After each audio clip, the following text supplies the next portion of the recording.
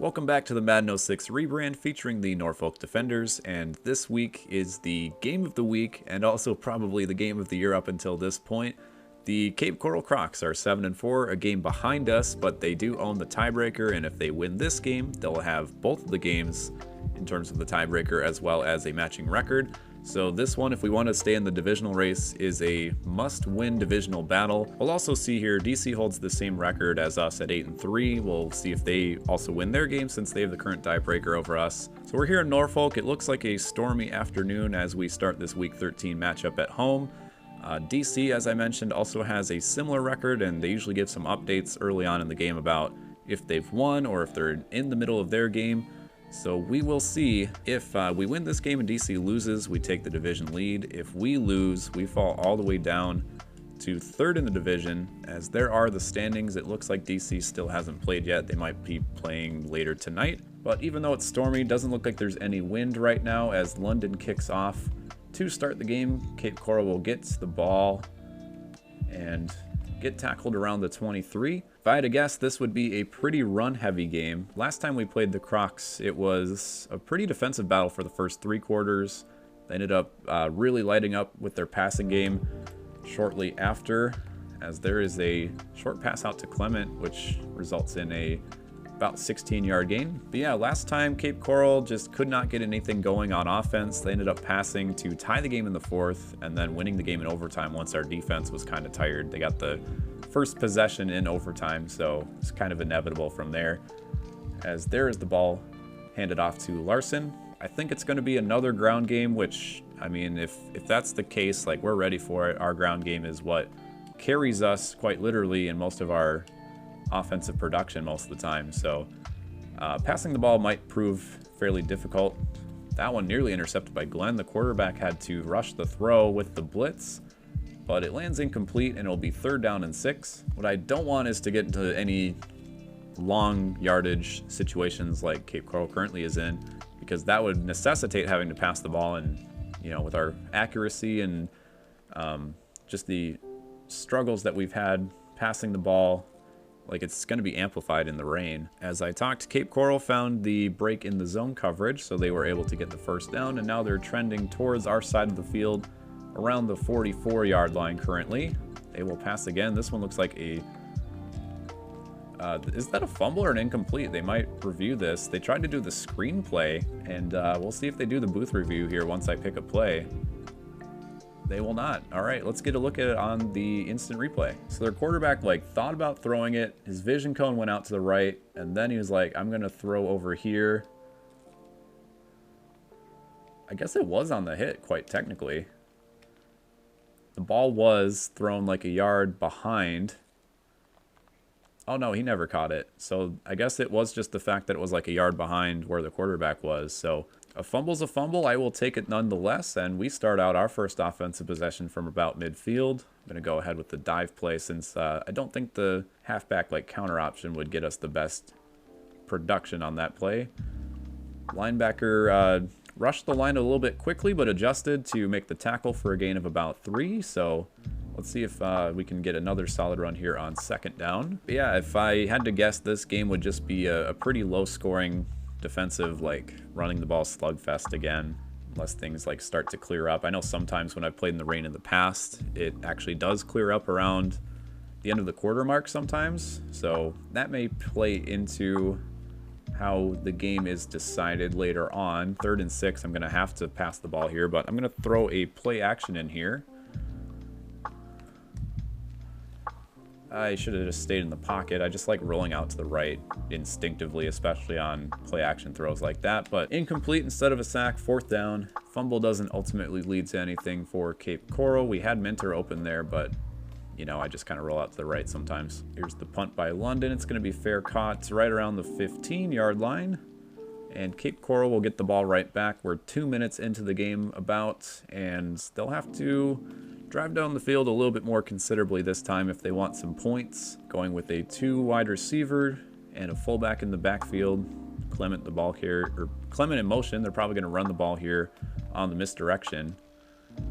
No, it just ends up going out to the right, and a forced fumble. A beautiful hit by Norfolk there forces the ball loose again.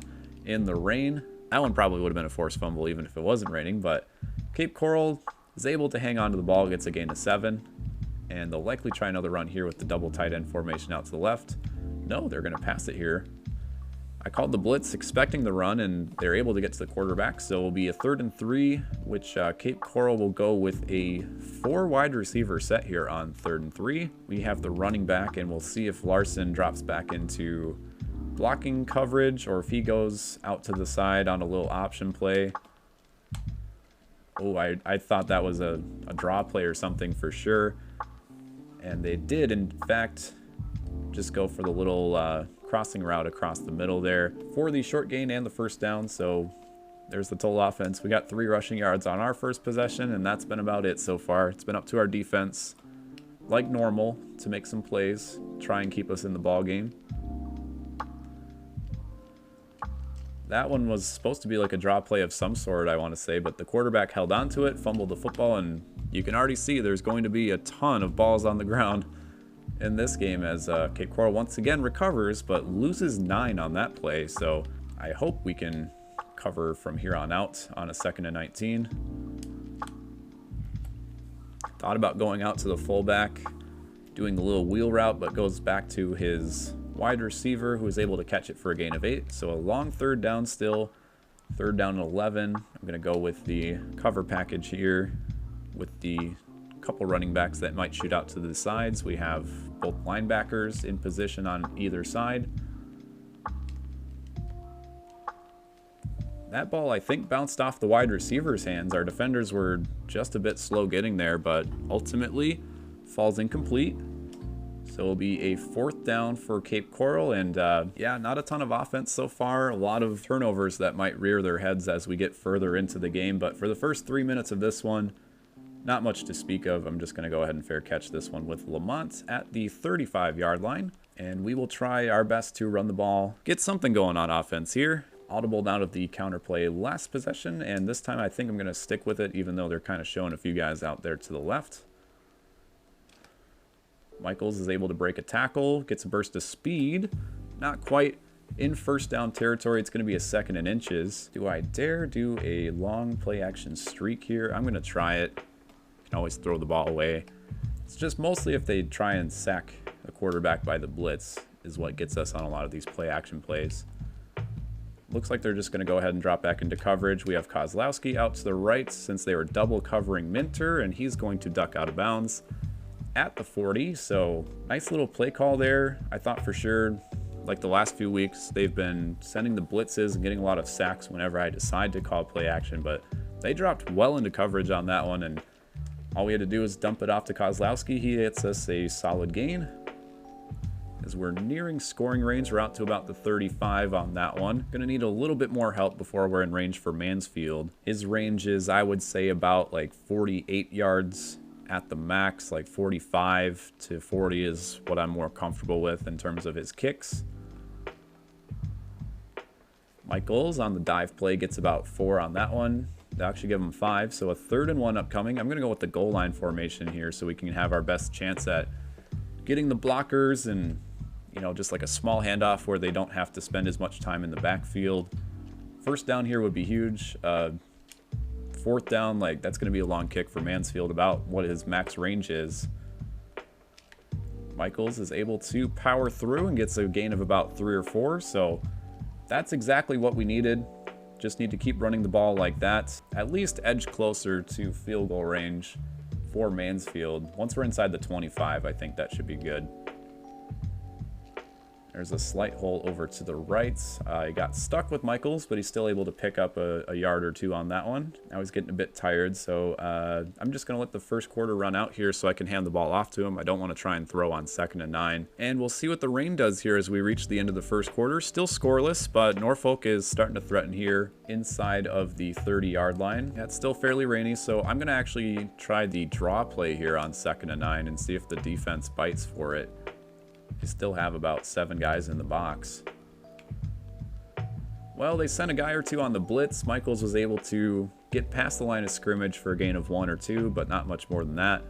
3rd and 8. Going to try the wide receiver drag here on 3rd down, even if we just get a couple yards on the little route to Minter there, I'll be comfortable. Oh, if he gets around this defender, he might actually have a shot at the first down, and they are going to give it to him. Well done there by Minter to just sneak past the first down marker, fall forward after the tackle opportunity, and we're inside the red zone. Just running the ball in those little like short patterns. That's what's clicked for our offense so far this year. Anything over like 10 yards just hasn't really done well for carry, unless it's like one of those little routes to like Abbott out to the right, like one of those out routes close to the sideline. Michaels lost a couple yards on that play. That strong eye counter trap play just doesn't work very well with all of the offensive linemen like pulling out to the side. Defense just seems to sneak right through them when that's the case, so might not call that one again for a while. 2nd and 12, we'll go with the play action.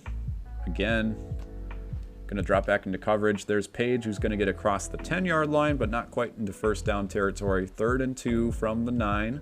You know what, let's try that, I'm gonna do like the handoff to Kozlowski here on the fake toss. I know the computer doesn't really bite for too many of those things since they're the computer, but we'll try it. 3rd and 2. His agility isn't quite there, and I guess I have a choice here. Do I want to go for it on 4th and 1, or do I want to take the field goal? I'll see how close of a one this is. It's a pretty far one. Do I trust Michaels enough? I mean, I'd take the points, but this is going to be one of those games where like I need to capitalize on every opportunity I have. So we'll try it here. If not, Cape Coral has to go like 90 yards for the score. Did not work. Turnover on downs. I rolled the dice. I mean, it's an easy field goal opportunity in that range, but like we're just so close to the end zone, and like my offense just struggles to even get to like the 10-yard line sometimes. So Vargas just like teleported into position to knock that one down. So interesting. 2nd and 10. Yeah, if we're gonna put away these divisional foes, I know the smart thing would be to just take some points where we get them, but like we can't beat teams consistently with field goals and maybe the hopes that our defense gets like a pick 6 or something like that. So being that close on a 4th and 1, like I had to at least try it, even though it's a scoreless ball game so far. Cape Coral's just keeping it on the ground here since they are pinned back pretty far in their territory. 2 straight running plays, get some 2 yards, and it'll be 3rd and 8. They're gonna try a little dump off to the running back, which leads him out of bounds. Even if he did stay in bounds, I don't think that would have gotten him anywhere close to the first down. So a 3 and out for Cape Coral, and we'll get another chance with our offense here in pretty good field position. Lamont will likely receive this one close to midfield, might have a chance to get it close to the 40-yard line after the return. Actually, I'm going to fair catch it at the 49, 48-yard line, and as we near the end of the first half, we do get the ball to start the second half. I suppose a field goal would suffice to put us up 3-0 before the half. Kind of a boring game so far with all the running and defense. As there goes Michaels, can't quite cut it out to the sideline, but a good gain on the toss gets him about 8. We'll stick with the run here on 2nd down. This one will be with Kozlowski as a lead blocker on 2nd and 2. Not much there. Michaels is able to gain maybe 1 on the play as he tries to go back up the middle. 3rd and inches. Let's go to our goal line package here and give Michaels a break. We'll hand this one off to Kozlowski on the fullback dive.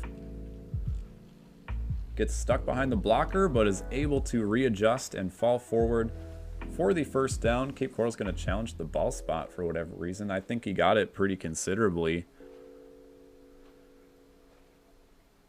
Yeah, I would be shocked if they overturned this one. Play stands. Okay, well, that'll take us to the 2-minute warning since the clock will start again. Or maybe it won't, I suppose. Usually I thought it starts again once the play is called, but we'll have one more run before the 2-minute warning here. Michaels up the middle, gets across the 35. So it'll be a 2nd and 6 as we reach the 2-minute warning. We'll get another opportunity here to give our players a rest. Let's do like the halfback toss on the fullback fake here. If I don't like what I see, I can just always audible to the dive again. I do kind of like it. It's just up to Page here to throw a block. He does not. Michaels tries to hit the spin move, but gets nothing. So a 3rd down and 6. I'm going to try some slants here on 3rd and 6. Bringing everybody in across the middle here, so Abbott or Michaels might be our go-tos here. I couldn't get the ball off in time, and Madden says go for the field goal, but this is out of range. I'm just going to try and coffin corner the Crocs here. This would be a 52-yard attempt, and Mansfield is, like I said, not made it from like 45 sometimes, unless he gets like full power on the kicking meter, so not quite a coffin corner, but they'll get it at about the 10. So all in all, it's like a 26-yard punt, but does the job. Would have liked a little bit closer to the end zone, but the 10-yard line ain't bad. And Cape Coral has an opportunity here to maybe drive down the field with about 90 seconds left in the half, but for now they're going to keep the ball on the ground and try and get out of their own territory, or their own end zone, the shadow of their end zone. Like I said, it's been a very boring, like defensive, running ground game so far. We'll see if the weather opens up here after a while and gets some sunshine peeking through the clouds. Larson again, the ball carrier, gets another 3 on that play, so it'll be 3rd and 4. Gonna get our nickel package out here and go with the cover 3 across the middle. Wouldn't be surprised if they tried to run the ball one more time though. 2 wide receivers and a close tight end here. They might even just run out the clock to end the first half. They're not hiking the ball right away. If we do stop them on 3rd down and call a timeout, we might have a chance at trying to get some points on the board before the end of the half, but Larson, it's not gonna matter. Actually breaks past our safety, and Cape Coral might try and air it out here. Yes, they will. 4 wide receivers. They made it past the 25, and that's good enough for them to try and take a shot down the field. 32 seconds left. They have 1 timeout remaining and a 4 wide receiver package here on 1st and 10. Pump fakes. Throws out to the wide receiver, and somehow Glenn's able to make the tackle still in bounds and short of the 1st down, just barely. Defensive line got there in time before the ball was hiked, but Cape Coral uses their last timeout after letting the clock run down to 20 seconds. So if they complete the ball in play here, they're going to have to run up and spike it.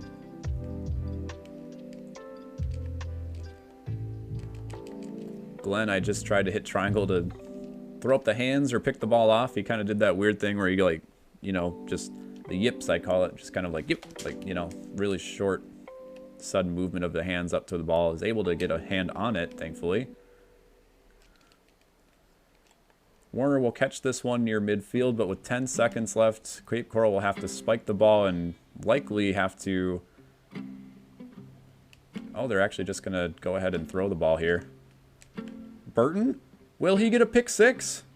Oh, please, please, please, please. This would be the greatest way to end the first half. Burton with a touchdown. I thought for sure Cape Coral was going to spike the ball and then go for the Hail Mary. They did not. They just went for some weird like 10-yard pass play, and we get a gift of a touchdown right before the end of the first half. And Mansfield, as time expires in the first half, will put us up 7-0, and we get the ball here to start off the 3rd quarter.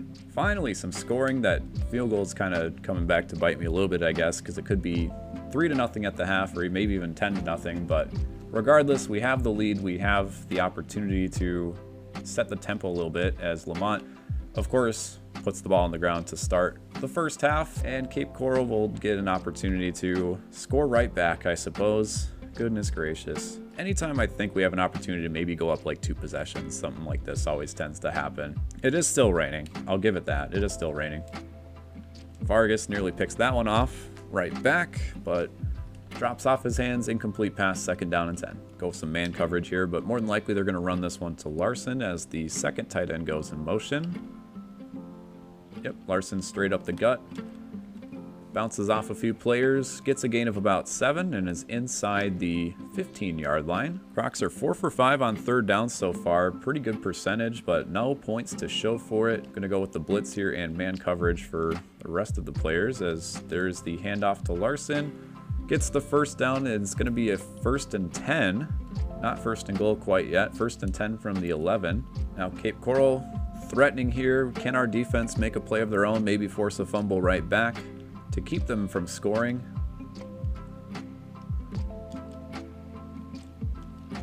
Their receiver was pretty much out of bounds by the time that one was thrown, and we had 2 defenders in the area, so an incompletion, 2nd down and 10 for the Crocs.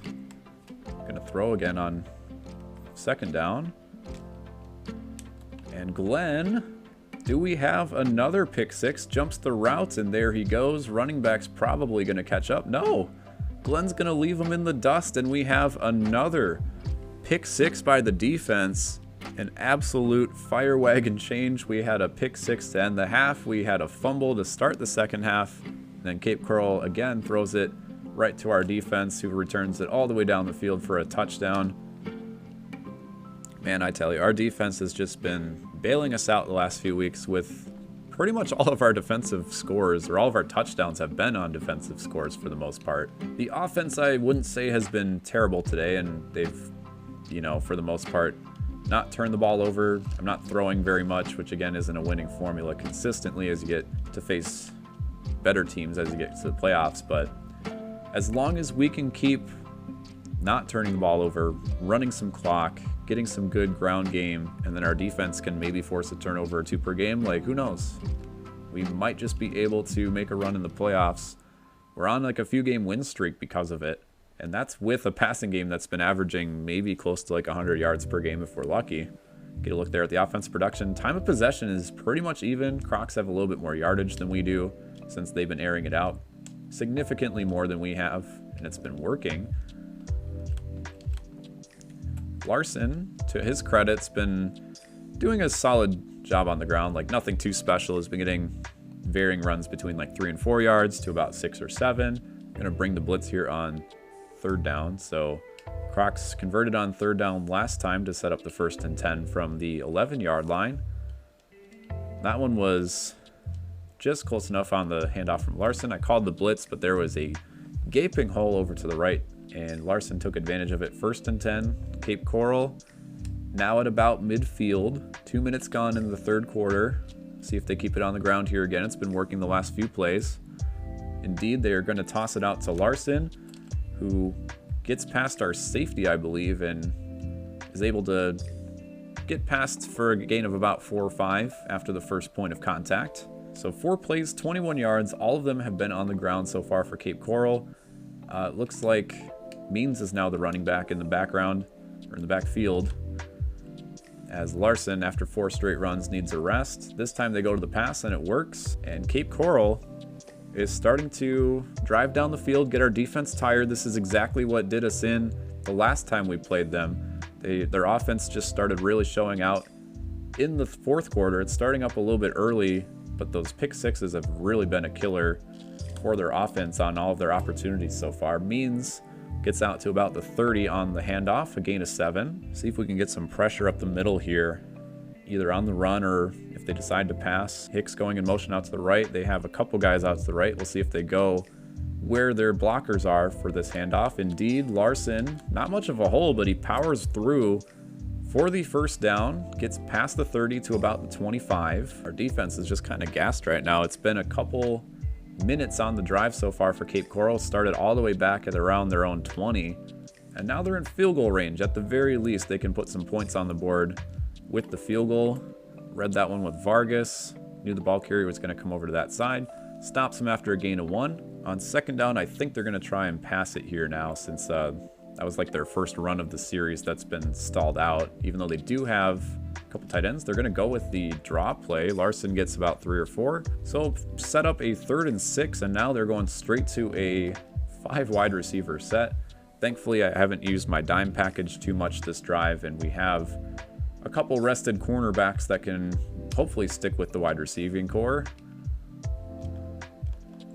That was our guy, and Connor's not fast enough to keep up with the receiver, but our safety is there to bail us out. Just knocks the ball away in time, and Cape Coral, after a significantly long drive, is going to stall out and try for the 38-yard field goal attempt. This one is going to stay down the middle and good. So Cape Coral finally gets on the board with a minute left to go in the third quarter. It's still 14-3, but this time they at least get some points to show for it. Didn't force too much towards the end zone. Like, both of our interceptions were in like well, one was a goal line situation. The other was at the end of the half where they had to go for the goal line, I suppose. Really still just shaking my head on that one. Like, they didn't need to make that throw. They could have just spiked the ball and gone for a Hail Mary or something, but they didn't. They just decided to like throw it. Even if the guy caught it, went out of bounds, they only had 4 seconds to begin with. I only had 1 blocker and 2 defenders to the toss, so I cut it back inside with Michaels. Gets a gain of 3. The thing is, I can keep affording to run the ball since I'm still up by 11 points. Like, you know, just try and run as much clock as possible. I know the defense is likely a little bit tired from that last drive, so a 3 and out wouldn't be spectacular, but here goes Michaels. Not much room to run there. Gets out to the 40, so it'll be a 3rd and 4. We'll see if our play action's in the cards here, but if not, we could always call an audible or even just let the quarter run out. I actually don't like what I'm seeing right here. Can I do an audible with the dive play to Michaels? Yeah, the hole really closed on that one, so that'll end the 3rd quarter, and Norfolk doesn't get much on that offensive possession. They're not able to chew up very much time, and our defense will be thrown back onto the field after being out there for almost half of a quarter. Can we coffin corner on this punt like we have so far this game? Couple punts inside the 10. This one's going to be close to the 10, but it's going to be received by Grant, and he gets out to about the 25. So the defense did get a little bit of a rest, and then they had the quarter stoppage, so they should be a little bit more prepared here, but this is trending kind of like what the last matchup with the Crocs went like, where our defense just really had to, you know, show their grit and their conditioning. It didn't last them well in like week 5 or whenever we had. Larson just keeps breaking tackles. Goodness gracious. That's a gain of about 25. Or 20, excuse me. They started the drive from the 25, got out to the 46, and they're still running the ball pretty efficiently with Larson. Running really drove him down the field last time. Called a blitz. This time is able to get back to the line of scrimmage for a gain of nothing. But again, like the 2 touchdowns we've scored so far this game have both been on defense. Our offense has not led to anything. Larson's able to keep his feet in bounds on the 1st down catch. If you really think about it, like both teams have had opportunities to score. We forego the field goal earlier. That's a face mask, and that's going to give him an extra 15 yards. So Cape Coral very quickly back inside the red zone here. But as I was saying, we decided not to kick the field goal. Ended up not working out for us. Cape Coral had a few opportunities, threw some pick sixes, got a field goal on the last possession, but just not a lot of like touchdown conversion on offense for either side. But for us, it's been the story of the season somewhat. Larson just keeps running all over us right now. Picks up another gain of 8. They're up to the 10-yard line now. So it's not looking good if they get in the end zone. I mean, we still have some time to work with. It would be a 4-point game unless they decide to go for 2 as they call it play action. Vargas. That would have been another goal line interception. Not this time, though. Linebackers don't have as good of hands as the cornerbacks. You look there again, Cape Coral 6 for 8 on 3rd downs. The one time they didn't convert led to a field goal, or one of the 2 times they didn't convert led to a field goal.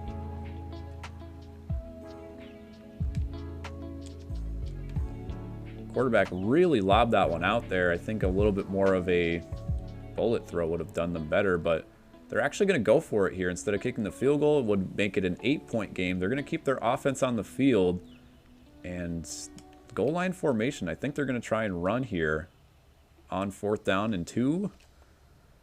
Means gets nothing. Larson was taking a snooze, I guess, on the sideline since he's pretty gassed, and the blitz worked.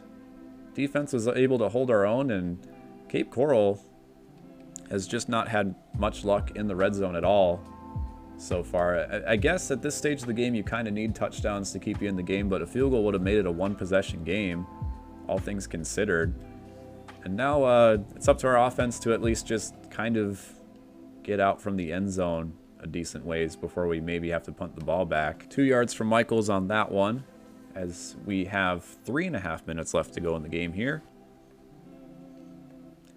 Michaels gets close to the 1st down. He's going to get to the 20. 3rd and 2 upcoming. Let's do the misdirection play here in the full house. Peter does a lot of misdirections on us, so why do they have 3 guys out to the left there? That's interesting.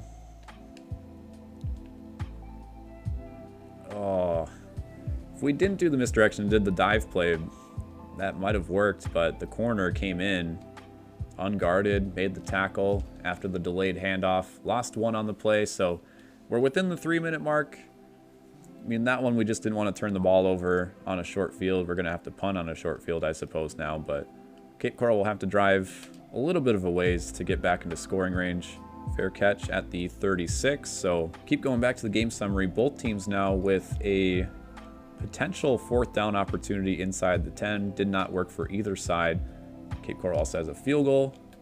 That one's just going to be aired out to Cleveland. Almost intercepted.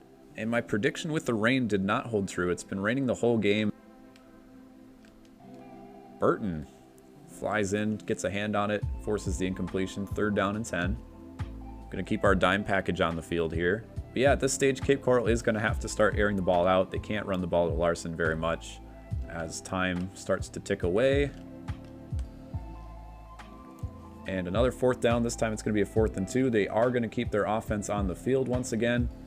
And this would be a huge stop because we would get the ball on Cape Coral's side of the field. Are they going to run the ball? They are again this time. Larson gets the 1st down, is just able to fall forward enough for the conversion. We'll see if they get another playoff here before the 2-minute warning. Did not call the blitz though because I intended or thought they were going to pass at least. Oh no, both defenders lost him. Oh, well, here comes the 2-point try.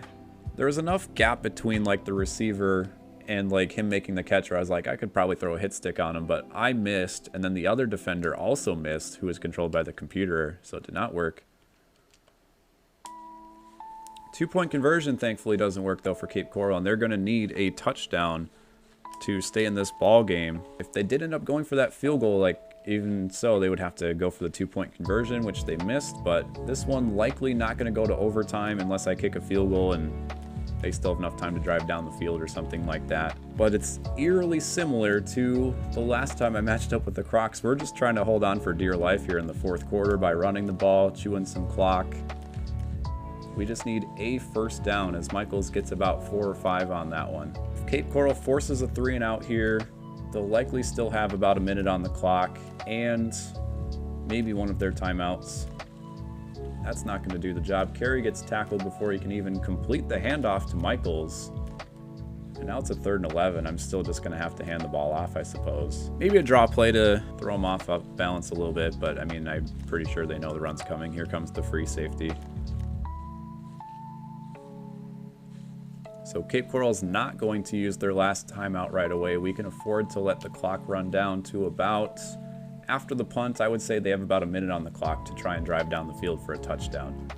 And that'll be it. That'll be like the do or die situation. Will our defense be able to keep their conditioning at bay this time around and keep them from entering the end zone? I don't know why I'm angling it to the sidelines. If for some reason I mess up the kick accuracy, I want this to not go out of bounds. There's 100% accuracy.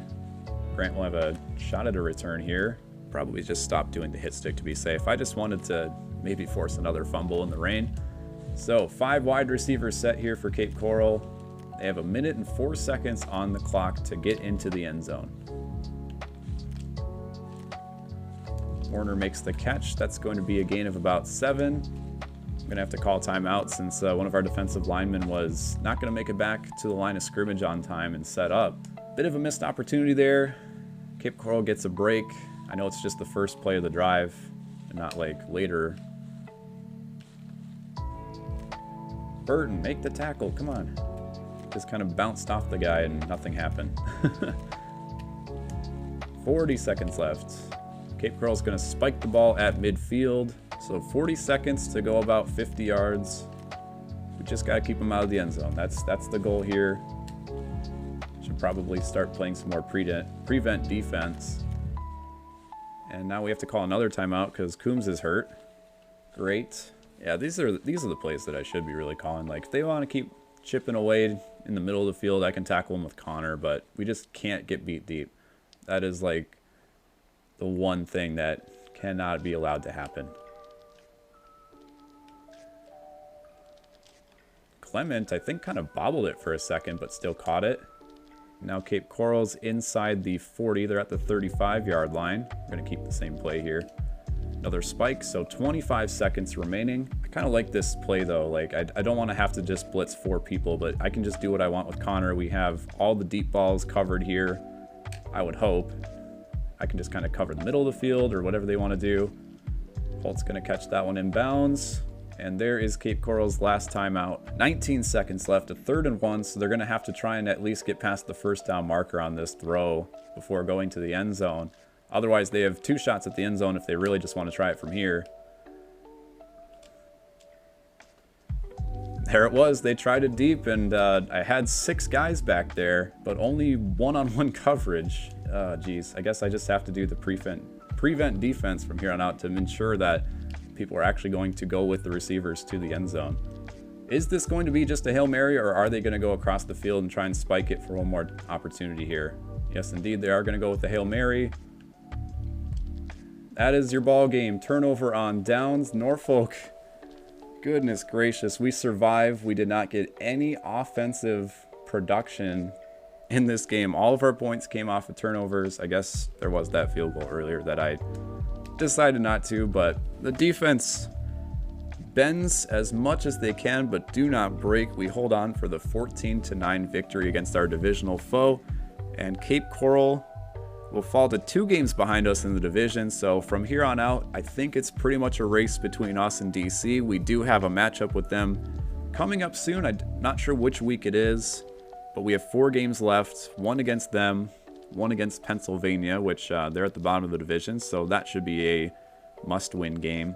And we'll take a look here at the stats, and then as well as the rest of the week and how the games fared once we get back to the main menu. So there's your passing. Carry 3 for 5. We did not pass. We did not throw any interceptions. 33 yards. Ugh.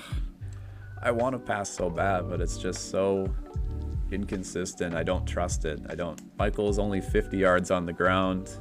Kozlowski had 1 yard. Carey got sacked that one time as he was handing the ball off, which I guess counted as a rushing attempt. And then the defense held on. We got 2 interceptions. I mean, that one at the end of the half was the game changer.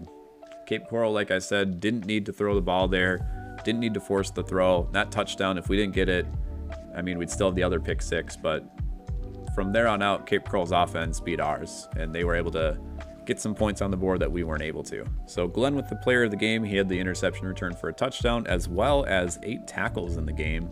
And I forgot to see how Coombs fared after the injury, but hopefully he's back for next week. He's one of our top 3 guys in the cornerback position. All right, so here are the standings. The Dynamo did, in fact, win again, so both of us are on a 5-game win streak, I believe. They're actually on a 6-game win streak. And the Buzz also won to hold serve at 9-3. So these are your top 3 teams right here, but it's going to be between the Dynamo and us to figure out who likely gets that 2nd seed in the NFC, as all the teams behind us are 7-5. So it's a 3-team race for the buys, I guess, at this point, and it's going to largely depend on our upcoming matchup with the Dynamo. There's a look at the AFC. We have a couple 8-4 teams, a couple 7-5 teams. The Sabres actually tied one of their games, so there is the brunt of your playoff picture. You have the top 5 teams there, and then a ton of teams at 6-6 and 5-7. Upcoming game against the Liberty.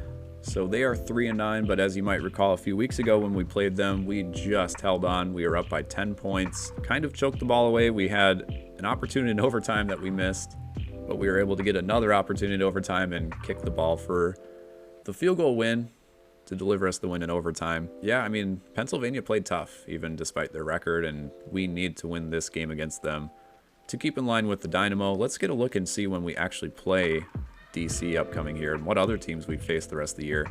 So Liberty next week, then the Los Angeles Lions, who are 4-7-1. So hopefully we can win those 2 games against some opponents that haven't been up to snuff so far this year. Dynamo are going to be the 2nd to last matchup of the season, so that could very well be the game that decides the division, I guess. And then we play the Venom in the last week of the season. So we have 3 opponents that are under 500, which again doesn't really mean that much in this franchise, but I would hope at least that we can win 2 out of 3 of those games. Get a look at the Dynamo's schedule. I mean, aside from the Liberty, who are in their division, they face a lot tougher of foes. They have to actually play the Crocs, which is going to be a pretty deciding matchup for the wild card. They play the Centurions, who are also a 500 team, so things are starting to heat up here as we get closer to the playoffs. 4 more games to go. We will see you in Week 14 for that matchup against the Liberty, and then from there on out, it's a race for that division crown. We'll see you then.